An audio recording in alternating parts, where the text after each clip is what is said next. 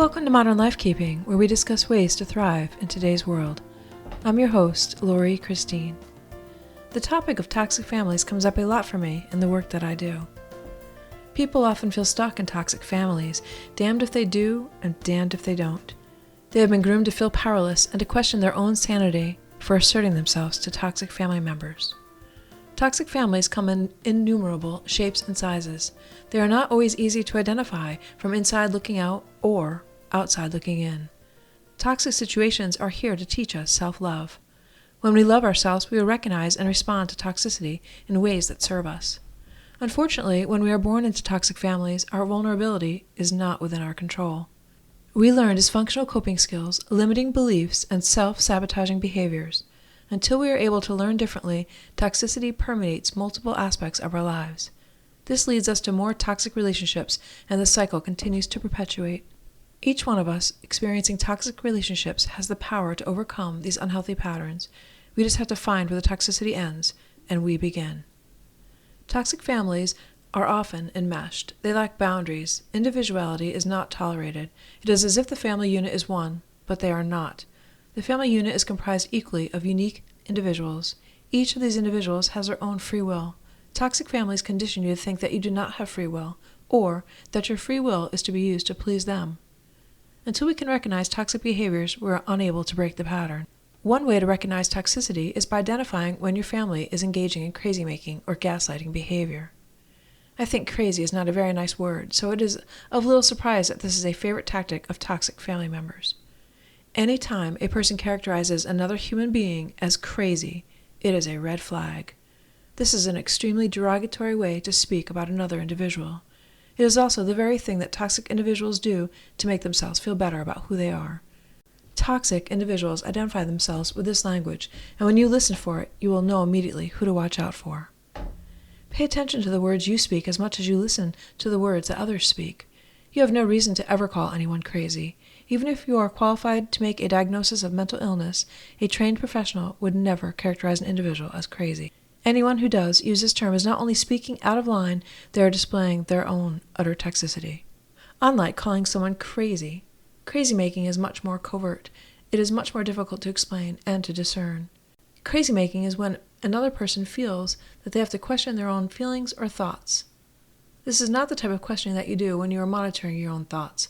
It is the type of questioning that happens when someone manipulates your thinking.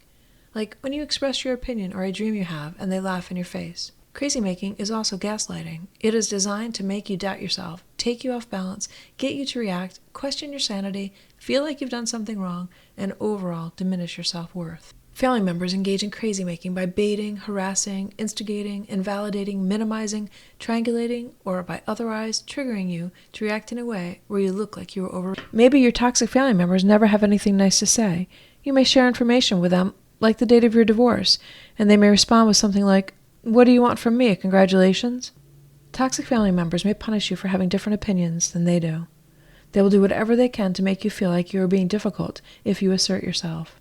You eventually learn to keep your mouth shut and to be the follower they want you to be. If you feel good about yourself, they'll find a way to make you question your perception. If you experience joy, they'll find a way to darken it. Feeling down, they'll kick you when you are down. All of these behaviors are unimaginable to most human beings. The incredulousness of their behaviors will leave you thinking there is something wrong with you. This is their goal. Why do they do these things? Well, they are projecting their own conflicted, confused, dark feelings onto you. They are too afraid to think original thoughts, are unable to think innovative thoughts, or feel insecure about their own abilities. They are often jealous of something in you that they perceive as lacking in them. Instead of doing the deep healing work on themselves, they project it all onto you as a way to stop you from being your authentic self. These family members do not have unconditional love for themselves, and therefore do not have the potential to love others unconditionally. It is really quite sad if you think about it. They are not aware of their ability to love themselves unconditionally. This is immediately obvious by their willingness to judge another as crazy. To do so, you do not know unconditional love. On the surface, family members and loved ones crazy-make and gaslight to avoid being accountable or for taking responsibility for themselves. They do it to feel better about themselves. They do it to maintain power and control over a person or situation. Acting like their behavior is perfectly fine and you are a lunatic is their favorite pastime. It fuels their ego and makes them feel alive. The littlest things may be controlled passive-aggressively, like what's for dinner, where you are driving to, when will someone be home. Try complaining about any of these things and listen to how petty it sounds. But it's not silly at all to know what's for dinner, where you are going, and when a family member might be home. Someone listening might say, at least you're getting dinner, taken somewhere, or have someone coming home to you. They can't see that you have little power and control. They can't see that the very person who professes to love you is playing with you, as if you are their prey. If your family members or loved ones are engaging in crazy-making behavior, it means you are a threat to their ego. They will diminish the threat at any cost. They are lacking the integrity required to be true to themselves.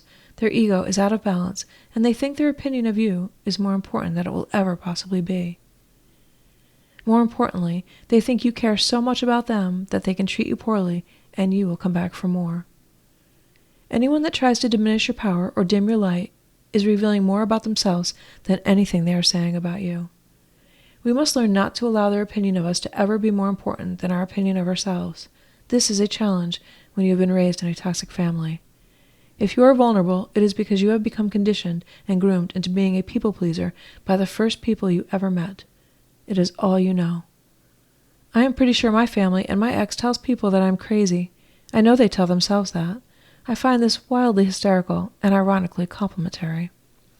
My strength intimidates them. They cannot stand that I don't conform to what is expected of me. One sibling wants to be in charge. One sibling is threatened that I managed to leave a bad marriage when they couldn't. The ex is a sniveling victim that loves attention of any kind. The best thing I ever did was walk away from them. Absolutely one of the best decisions of my life. I encourage anyone who is dealing with a toxic family to put themselves first. Stop being a punching bag for others. End the days of being the black sheep or scapegoat. Stop trying to be understood by limited thinkers with fixed mindsets. Just stop. My sister told me she knew the problem. People misunderstand you. I couldn't even respond to that. It's for no one to understand me but me. It would be impossible for me to be ever understood by toxic individuals in the first place, nor do I want to be. This is very subtle crazy-making, planting a seed that I am misunderstood. No, I am only misunderstood by bad-intentioned people that are threatened by my individuality. And I would argue that they understand me perfectly. They just want me to think they don't, so that I can question my own perspective. The energy spent trying to articulate this crazy-making behavior only breeds more crazy-making. Learn to know yourself, trust your own perception, listen to your body. Create healthy boundaries, love yourself unconditionally. Get right with yourself, know yourself so well that your values cannot be compromised. Learn how to protect your energy. Know that anyone who is telling themselves or others that another one is crazy, has delusions that they are more important than they are, is emotionally dysregulated, imbalanced, and unhealthy, is judgmental, is trying too hard to conform to what they perceive to be reality, is unable to love themselves or others unconditionally, lacks depth and meaning in their life, needs to have power and control over others, projects their own insecurities onto others, only lives a small fraction of life, sleepwalks through life, uses their intuition to tune into the vulnerabilities and weaknesses of others instead of for empathy, and vibrates at a low frequency. Become aware of when others are attempting to diminish your power. Learn to respond instead of react. Remember that anyone who manipulates you does not deserve your attention or energy. Use your free will to share your energy with individuals who love you unconditionally.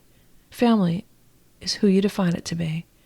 Choose family members that serve instead of sabotage you. Thank you for listening to this week's episode of Modern Lifekeeping, brought to you by Kira Kisses. If you have been born into a toxic family, you are being invited to transmute your experiences into valuable life lessons. The toxic family members are your teachers. You become their teacher when you heal and no longer allow them power or control in your life. For more information on my individual and parenting support groups, retreats, and services, visit Kira, Keara Kisses.com. Thank you for listening. Until we meet again, keep wondering.